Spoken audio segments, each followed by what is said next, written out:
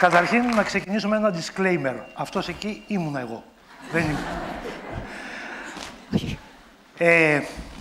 Δεν ξέρω αν παρατηρείτε τελευταία, αλλά τον τελευταίο καιρό δεν υπάρχουν κάποιες ιδέες που να συναρπάζουν ένα καινούριο πράγμα το οποίο να πεις ότι αυτό είναι προς τα εκεί πρέπει να προχωρήσει η χώρα. Παρακολουθείς ένα δελτίο ειδήσεων, για παράδειγμα, και βλέπεις ότι καταρχήν ξεκινάει μια γκρίνια για τους φόρους, πολύ μεγάλοι φόροι οι οποίοι πνίγουν την ιδιωτική πρωτοβουλία. Δεύτερο θέμα, ξεκινάει μια γκρίνια γιατί περικόπτονται τα εισοδήματα των δημοσίων υπαλλήλων και στις ΔΕΚΟ. Και τρίτο θέμα, μια γκρίνια γιατί θα απολυθούν δημόσιοι υπάλληλοι και ΔΕΚΟ. Που σημαίνει ότι από μια μεριά γκρινιάζουμε γιατί μπαίνουν πολλοί φόροι που χρηματοδοτούν το δημόσιο και από την άλλη μεριά γκρινιάζουμε για το γεγονός ότι περικόπτεται το δημόσιο που χρηματοδοτείται από τους φόρους μας. Το ερώτημα λοιπόν είναι τι έγινε. Έχουν παλαβώσει λογικά, δηλαδή δεν μπορούμε να καταλάβουμε ότι ή θα έχουμε το ένα ή θα έχουμε το άλλο, δηλαδή θα έχουμε μεγάλους φόρους και μεγάλο δημόσιο ή μικρότερους φόρους και μικρότερο δημόσιο.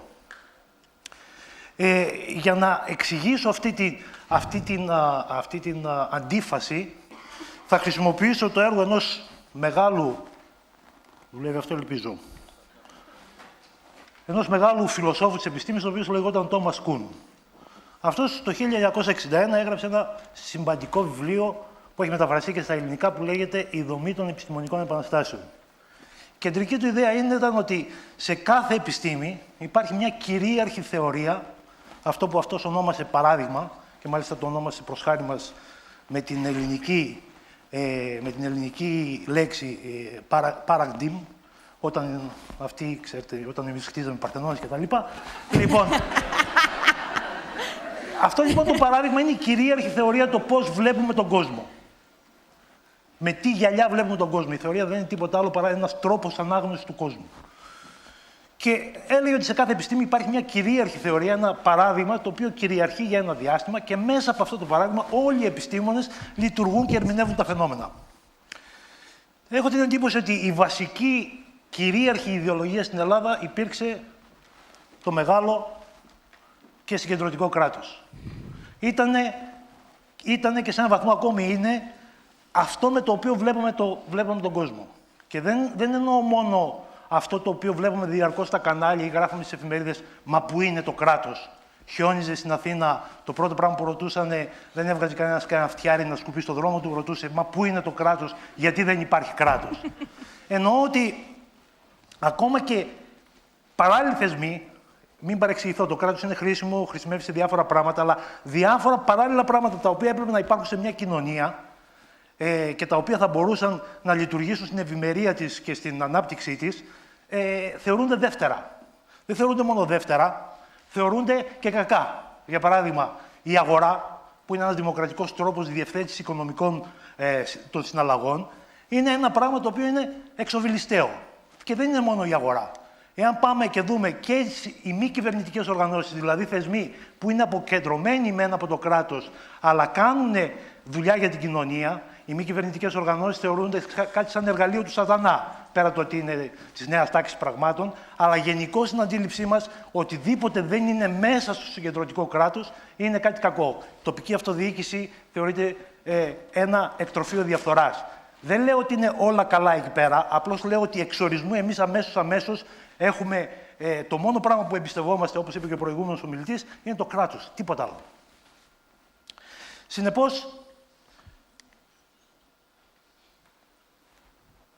Συνεπώς, λοιπόν, αυτό είναι η κυρίαρχη αντίληψή μας.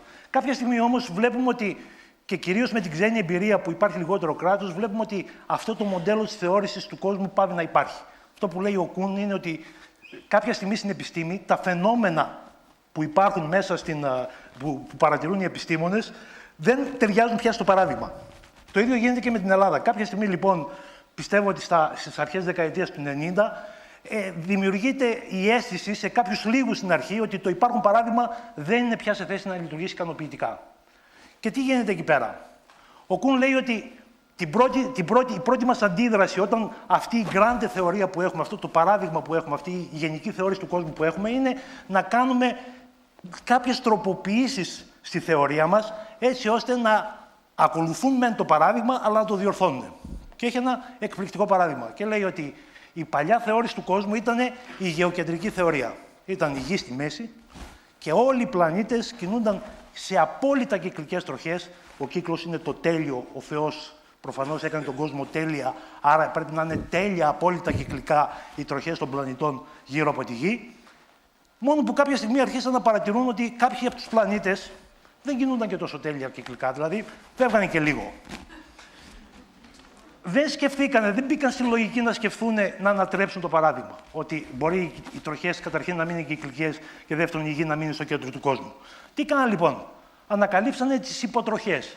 Λέγανε ότι οι πλανήτες κινούνται μεν κυκλικά γύρω από τη Γη, αλλά κατά καιρούς κάνουν και κάποιες μικρούς υποτροχές, οι οποίες επίσης είναι κυκλικές, διότι κυκλικό ήταν το όραμα του Θεού. Νομίζω ότι η πρώτη μας αντίδραση λοιπόν σε αυτό όταν αρχίσαμε να βλέπουμε ότι το κράτος δεν λειτουργεί πια ικανοποιητικά, δεν δουλεύει όπως φανταζόμασταν ότι δουλεύει, είναι να δημιουργήσουμε και εμείς δικές μας υποτροχές. Η πρώτη υποτροχιά που δημιουργήσαμε ήταν ο απόλυτα ηθικός πολιτικός, ο απόλυτα ηθικός δημόσιος λειτουργός.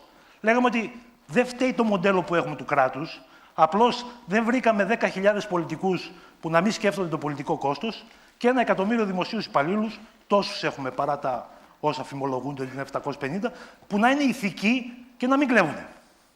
Δεν μπορούσαμε να φανταστούμε ότι μπορεί να φταίει το μοντέλο που κάνει τους πολιτικούς να σκέφτονται το πολιτικό κόστος και τους δημόσιους υπαλλήλους να να λαδώνονται ή να παίρνουν φακελάκια κτλ. Απλώς προσπαθούσαμε να προσαρμόσουμε. Και με αυτή τη λογική εκλέξαμε κυβερνήσεις και το 2004 και το 2009, ότι αυτοί θα είναι πιο ηθικοί από τους άλλους. Από τη στιγμή λοιπόν που τέλειωσε αυτό το πρόβλημα της ηθικότητας, το οποίο περιμέναμε από τους πολιτικούς, απορρίψαμε πια στο σύνολο το πολιτικό σύστημα. Δηλαδή, σε κάποιο σημείο ο Κουν, θα σας δείξω και παρακάτω, λέει ότι κάποια στιγμή οι επιστήμονες, πολλοί από τους επιστήμονες, όταν δεν βρίσκουν πού να σταθούν μέσα στο χάος που δημιουργεί η κατάρριψη του παλιού παραδείγματος, εγκαταλείπουν πια την επιστήμη και πάνε σε άλλα πεδία. Αυτό ήταν το αποτέλεσμα της ηθικής. Λοιπόν, αφού λοιπόν καταρρίπτεται η πρώτη υποκυκλική τροχιά που κάνουμε, μπαίνουμε σε μια φάση που, όπως λέει ο Κουν, στην ιδιόρυθμη επιστήμη. Η ιδιόρυθμη επιστήμη είναι εκείνη η οποία τίποτα δεν φαίνεται να είναι σταθερό. Ο καθένας προτείνει διάφορες ιδέες και αυτές οι ιδέες δεν μοιάζουν να λειτουργούν. Και εδώ βλέπουμε ένα χαρακτηριστικό παράδειγμα εκείνο που σας έλεγα της ιδιόρυθμης επιστήμης. Στον υπέρτιτλο, η εφημερίδα γκρινιάζει για τους φορολογούμενους που τα εισοδήματα των οποίων θα σφαγιαστούν από 500 έως 2.650 ευρώ και από κάτω γκρινιάζει και για το σφαγιασμό των μισθών του δημοσίου του ΔΕΚΟ. Αυτό είναι λοιπόν που δεν έχεις πού να σταθείς. Δεν είσαι ούτε φιλελεύθερος ούτε κρατικιστής. Είσαι κάτι ανάμεσα ή είσαι και τα δύο.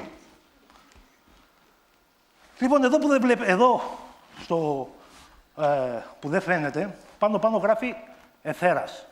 Ο Εθέρας ήταν μια άλλη μπαγαποντιά που κάνανε οι επιστήμονες όταν άλλαζε ένα δεύτερο παράδειγμα από την ευτόνια φυσική στην θεωρία της σχετικότητας, που επειδή δεν μπορούσαν να εξηγήσουν το πώς το φως μπορεί να ταξιδεύει στο κενό, εφήβραν ένα αόρατο, άοσμο, άγευστο πράγμα, το οποίο λεγόταν Εθέρας και ο οποίος χρειαζόταν μόνο και μόνο για να λειτουργεί το παλαιό παράδειγμα, να λειτουργεί η ευτόνια φυσική. Και από κάτω επίσης, στα γράμματα που δεν βλέπετε, γράφει ανάπτυξη. Η ανάπτυξη είναι σαν τον Εθέρα αυτή τη στιγμή. Όλοι την επικαλούνται, κανένας δεν ξέρει πώς θα έρθει και κανένας... Αλλά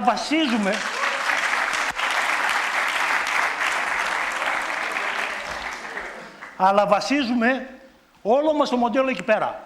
Ότι το υπάρχον μοντέλο μπορεί να λειτουργήσει αρκεί να υπάρχει αυτή η ανάπτυξη, όπως η νευτόνια φυσική μπορούσε να λειτουργήσει αρκεί να υπήρχε ο Εθέρας. Να μην παρεξηγηθώ πάλι. Η ανάπτυξη είναι καλή και πρέπει να υπάρχει.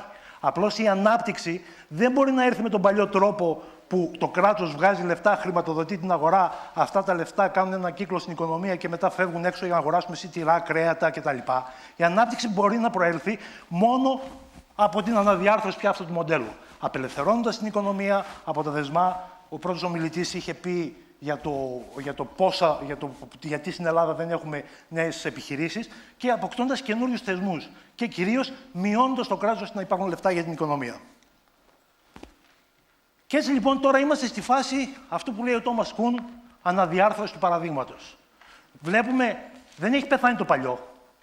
Έτσι, στο πίσω μέρος του μυαλού μας, και αν παρατηρήσετε τα δελτία ειδήσεων και τις εφημερίδες και τους αρθρογράφους, στο πίσω μέρος του μυαλού μας υπάρχει το κράτος και υπάρχει και η ανάγκη αλλαγής του μοντέλου. Και είμαστε σε μια φάση που αυτή τη στιγμή, οτιδήποτε και αν προτείνεται, αν προταθεί κάτι με βάση το παλιό μοντέλο, παραδείγματος χάρη επέκταση του κράτους, μας φαίνεται παροχημένο. Εάν προταθεί κάτι άλλο με βάση την ανατροπή του παραδείγματος, δηλαδή σμίκρηση του κράτους, απόλυση δημοσίων υπαλλήλων, μας φαίνεται πολύ τολμηρό. Δεν μας αρέσει ούτε το ένα ούτε το άλλο. Έτσι λοιπόν φτάνουμε σε αυτό που έλεγα πριν, ότι σε αυτή τη φάση που, όπως έλεγε ο Αλβέρτος Αϊνστάιν, δεν υπάρχει έδαφος να σταθεί κάποιος, αυτή τη φάση που δεν έχει μια θεωρία να δει πού πάει αυτό το ερώτημα, πού πάμε σαν κοινωνία, για να δούμε πού πάμε σαν κοινωνία χρειαζόμαστε μια θεωρία για το πού θέλουμε να πάει αυτή η κοινωνία. Απλώς αυτή τη στιγμή νομίζω ότι είμαστε στη φάση που πατάμε σε δύο βάρκες και δεν ξέρουμε πού να πάμε. Λοιπόν, σε αυτή τη φάση, γράφει ο Τόμας Κουν, υπήρξαν πολλοί επιστήμονες που έφτασαν να εγκαταλείψουν την επιστήμη γιατί δεν κατάφεραν να υπομείνουν την κρίση, να ζουν σε έναν κόσμο δίχως συνοχή. Και νομίζω ότι η ελληνική κοινωνία αυτό ζει αυτή τη στιγμή. Δεν έχει τη θεωρητική συνοχή για να καταλάβει πού θέλει να πάει, όχι πού πάει ο κόσμος. Κάνουμε ένα λάθος εδώ πέρα όταν λέμε πού θα πάει η κατάσταση. Το ζήτημα είναι πού θέλουμε εμείς να πάει η κατάσταση. Και για να ξέρουμε εμείς πού θέλει να πάει η κατάσταση, πρέπει να έχουμε ένα θεωρητικό μοντέλο για το πού θα πάει η κατάσταση. Και εδώ θέλω να σταθώ κυρίως στα νέα παιδιά, τα οποία ακριβώς επειδή ζούμε σε αυτή την κατάσταση, σε έναν κόσμο δίχως συνοχή, ετοιμάζονται να φύγουν. Πολύ καλά θα κάνουν. Απλώς εγώ θέλω να τονίσω το εξής, ότι σε αυτή τη χώρα, επειδή γκρεμίζεται το παλιό ιδεολόγημα, γκρεμίζονται οι παλιές ιεραρχίες, δημιουργούνται καινούργιες ευκαιρίες. Αυτή τη στιγμή αυτή η χώρα θα ξαναχτιστεί σε όλα τα επίπεδα από την αρχή. Και σε πολιτικό επίπεδο, και σε οικονομικό επίπεδο, και σε επιχειρηματικό επίπεδο. Ελπίζω ότι κάποιοι από τους νέους ανθρώπους εδώ μέσα θα δράξουν την ευκαιρία. Σας ευχαριστώ.